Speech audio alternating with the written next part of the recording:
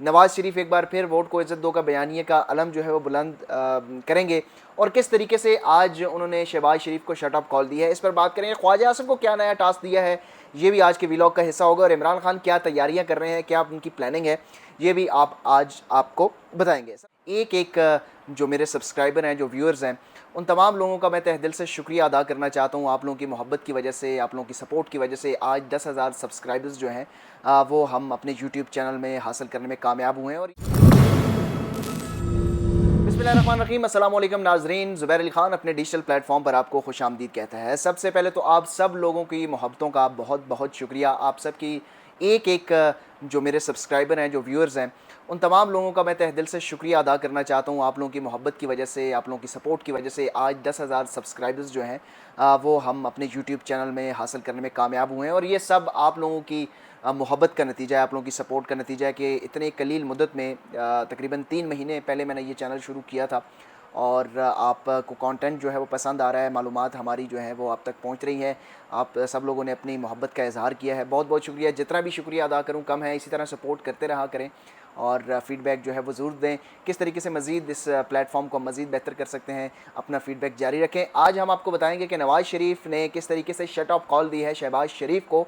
और गुज़िश्ता कुछ अरसे से हम आपको ये बता रहे हैं कि मुस्लिम लीग नून और पीपल्स पार्टी के दरमियान ठन चुकी है, इस्टेब्लिशमेंट भी मुखालिफ हो गई है, उन्होंने भी हाथ उठा दिए हैं। लेकिन अब शहबाज शरीफ और नून लीग के दरमियान एक मरतबा फिर जो गुज़िश्ता आप 1.5 साल पहले चले जाएँ तो वो जो सिचुएशन थी कि शहबाज शरीफ और नवाज़ शरीफ का जो नैरेटिव मुख्तलिफ था, वो नैरेटिव अब सामने आ चुका है। जो सेमेस्टर फ्रीज कर दिया गया था नवाज़ शरीफ ने और मरीम नवाज़ ने, एंटी इस्टेब्लिशमेंट जो सेमेस्टर था उनका, वो फ्रीज़ हो चुका था। लेकिन अब वो दोबारा से उन्होंने फ्रीज़र से बाहर निकाला है और अब दोबारा से वो आंखें दिखाना शुरू हो चुके हैं। एक बार फिर उन्होंने जो है वो एंटी इस्टेब्लिशमेंट नैरेटिव अपनाना लग गए हैं। मरीम नवाज़ चूँकि खामोश है, लेकिन हम आपको बता रहे हैं कि कुछ अरसे से भी आपको ये बता रहे थे कि वो खामोश हैं, लेकिन उनकी खामोशी जो है वो जल्द टूटने वाली है।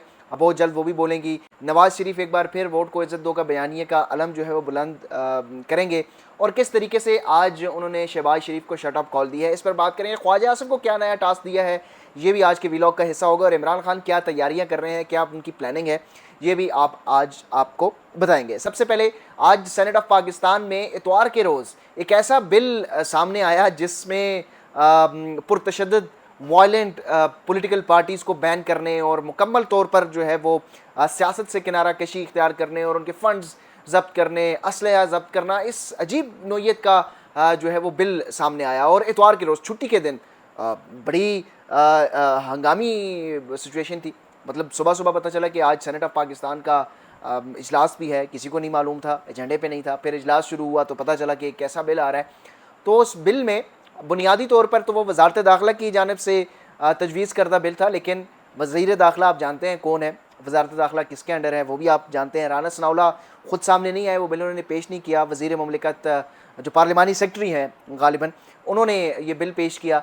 ये बिल बुनियादी तौर पर शहबाज शरीफ का बिल था और शहबाज शरीफ के बिल पर नवाज़ शरीफ की जानिब से शट ऑफ कॉल आई है और शट ऑफ कॉल उन्होंने दी है सेनेटर इरफान सिद्दीकी की जानिब से। सेनेटर इरफान सिद्दीकी ने आज जो सेनेट में उन्होंने इज़हार ख्याल किया है वो आप सब ने लोगों ने देख लिया होगा।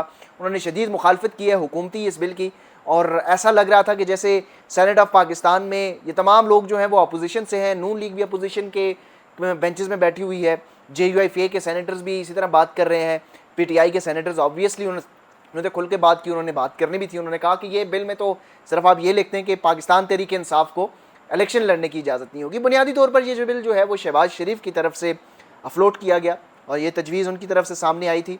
और जिस तरह हमने पहले भी अपने व्लॉग्स में कहा है कि शहबाज शरीफ जो है वो थोड़ी सी जो हाथ उठ गया है उनसे, उनके सर से सरपरस्ती उठ गई है, वो सरपरस्ती दोबारा हासिल करने के लिए इस तरह के हथकंडे जो है वो इस्तेमाल कर रहे हैं। और आज भी आपने देखा होगा कि आज भी उन्होंने एक बयान दिया है, उस बयान की कोई सिर पैर नहीं है। वो कह रहे हैं जी मेरे समेत तमाम लोग इस हमाम में नंगे हैं, सबका एहतसाब होना चाहिए। तो फिर एहतसाब के लिए आप ख़ुद को पेश करें और वज़ारत उज़्मा के ओहदे से सबकदोश हो। तो कुछ उनको समझ नहीं आ रही कि करना क्या है और कानून साजी के ऊपर कानून साजी कर रहे हैं। और नवाज़ शरीफ ने बुनियादी तौर पर, अब मैंने जिस तरह आपको अपने इब्तदाइये में बताया है कि नवाज़ शरीफ का जो सेमेस्टर था एंटी इस्टेब्लिशमेंट, जो वो इक़्तिदार मिलने के बाद फ्रीज़ कर गए थे, अब वो उन्होंने दोबारा से जो है ना बहाल करना शुरू कर दिया है। अब उनकी जानिब से और उनके जो मुख्तलिफ जो करीबी साथी हैं, जिस तरह सेनेटर इरफान सदीकी हैं, मरीम नवाज़ हैं और ख्वाजा आसिफ हैं, और उसके अलावा जो हैं वो परवेज़ रशीद साहब हैं, ये सब जो है वो अब एंटी इस्टेब्लिशमेंट बयानात जो हैं वो देना शुरू हो जाएंगे। ख्वाजा आसिफ को नया टास्क जो है वो मिला है।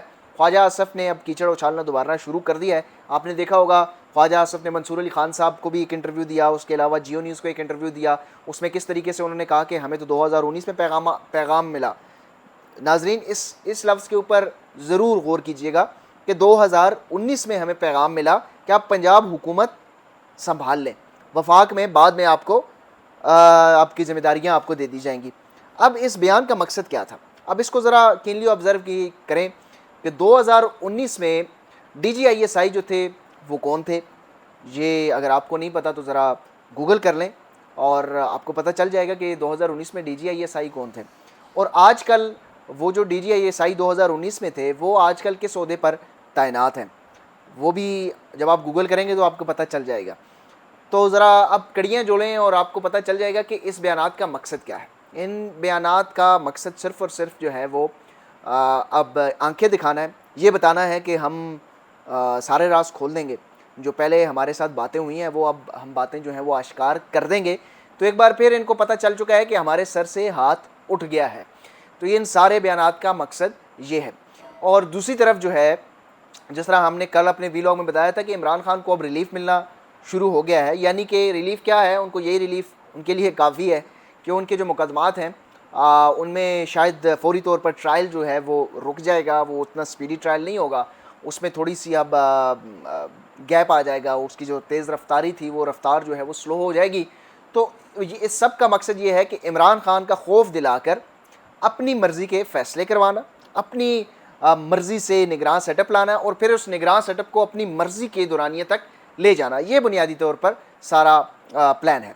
अब नवाज़ शरीफ जो है इस मामले के ऊपर अब जिस तरह उन्होंने हल्का हल्का फुटवर्क करना शुरू कर दिया है और उनके जो करीबी साथी हैं वो कुछ स्ट्रोक्स भी खेल रहे हैं।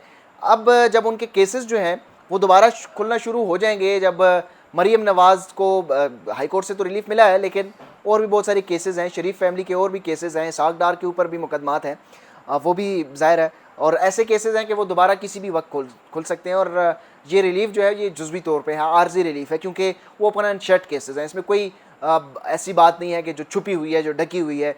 करप्शन की इनकी दास्तानें हैं, पानामा की GIT रिपोर्ट आप खोल के पढ़ रहे हैं तो ऐसी दास्तानें हैं कि बंदा हैरान और दंग रह जाए कि इतनी करप्शन की दास्तानें हैं। शायद आसिफ अल जरदारी जो है उनकी करप्शन इनके आगे जो है वो छोटी लगती है, और ये सारी तहकीक हो चुकी है। और वो दोबारा जो खोलना और TT केसेस और किस किस तरीके से मनी लॉन्ड्रिंग के जो मुबैना तौर पर इनके ऊपर मुकदमात हैं वो दोबारा खुलना कोई मुश्किल काम नहीं है, वो दोबारा भी खुल सकते हैं। तो फिर दोबारा से इनका जो एंटी इस्टेब्लिशमेंट नैरेटिव है वो फ्रीज हो जाएगा।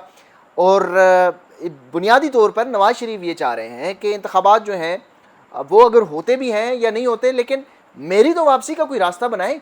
मुझे क्या हासिल हुआ, 14 माह इक़्तिदार मिला, शहबाज शरीफ और शहबाज शरीफ के बेटों के मुकदमात जो है वो ख़त्म हो गए, चले मरीम नवाज़ को रिलीफ मिल गया, हमने इक़्तिदार हासिल किया, हमें क्या मिला सिवाय इसके कि हमने महंगाई का जो बोझ है वो अपने सिर डाला। केसेस तो मेरे अभी भी उसी तरह है, मैं पाकिस्तान वापस आ नहीं सकता, दुबई आता हूँ, दुबई से वापस लंदन, फिर सऊदी अरब, फिर वापस लंदन। तो पाकिस्तान की याद उनको सता रही है और वज़ारत उज़्मा की जो याद है वो सता रही है। वो अभी भी खुद को समझते हैं कि मैं वज़ीर-ए-आज़म को उम्मीदवार हूँ, तो जब इलेक्शन होंगे तो जब वो वज़ीर-ए-आज़म के उम्मीदवार तो तब बनेंगे जब उनसे मुकदमात ख़त्म होंगे। तो वो ये चाह रहे हैं कि मेरे मुकदमात ख़त्म किए जाए और फिर दोबारा इंतखाबात हों और उसमें मैं चौथी बार वज़ीर-ए-आज़म बनूँ। इतने इनकलाबी तो है नहीं है कि वो अडियाला जेल और कोट लखपत में जाएँ, तो वो लंदन में ही बैठ कर कुछ बयानात देंगे और शहबाज शरीफ जो है वो उनके लिए इसी तरह नौकरी करते रहेंगे। इमरान खान क्या कर रहे हैं जी, इमरान खान की तैयारियां जो है उन्होंने शुरू कर दी हैं। 14 अगस्त के हवाले से उन्होंने कुछ एक लंबी चौड़ी प्लानिंग कर रहे हैं, मुख्तलिफ शहरों में रैलियां और जलसे किए जाएंगे। इमरान खान खुद भी पहली मरतबा ये अभी तक प्रपोज़ल सामने आया है कि पहली मरतबा जो है वह इमरान खान 14 अगस्त की रैलियों में मंजर आम पर आएंगे। 9 मई के बाद ये पहली सियासी एक्टिविटी होगी। अब इस चीज़ का तयन किया जा रहा है सिक्योरिटी और दीगर हवाले से कि किस तरीके से और कौन से शहर में इमरान खान जो है वो खिताब करें, चाहे ये खिताब जो है वो वीडियो लिंक के थ्रू होगा या वो ख़ुद जो है वो बाहर निकलेंगे, इस हवाले से अभी तक कोई फ़ैसला नहीं हुआ। इमरान खान अपनी सियासी जो है वो आप कह सकते हैं कि एक्टिविटीज़ को रिज्यूम करने लगे हैं। उस सियासी एक्टिविटी का फ़ायदा जो है वो ज़ाहिर है मुक़्तदर हलकों को होगा। वो प्रेशर बढ़ाएंगे नवाज़ शरीफ के ऊपर और ज़रदारी के ऊपर कि हमारी मर्ज़ी के फ़ैसले आप करेंगे, वरना इमरान खान तो आ रहा है। जिस तरह इन्होंने कहा था कि DGI उस वक्त के जनरल रिटायर फैज़ हमीद साहब आर्मी चीफ बन जाएंगे, नहीं अगर आप वोट ऑफ नो कॉन्फिडेंस नहीं लाएंगे, क्योंकि नवाज़ शरीफ तो इस हक़ में नहीं थे। तो वो वोट ऑफ नो कॉन्फिडेंस उन्होंने दिलवा दी और उसके बाद जो नतीजा उनकी सियासी जुमात का हुआ वो आपके सामने है। अब नवाज़ शरीफ कितने सियासी बसीरत रखते हैं ये हम और आप जानते हैं, लेकिन अब क्या इस बार नवाज़ शरीफ सरप्राइज़ देंगे, उनके सामने डट खड़े होंगे, इसका फ़ैसला आने वाले चंद दिनों में हो जाएगा। आज के व्लॉग में इतना ही, मुझे दीजिएगा इजाज़त। अल्लाह हाफ़िज़।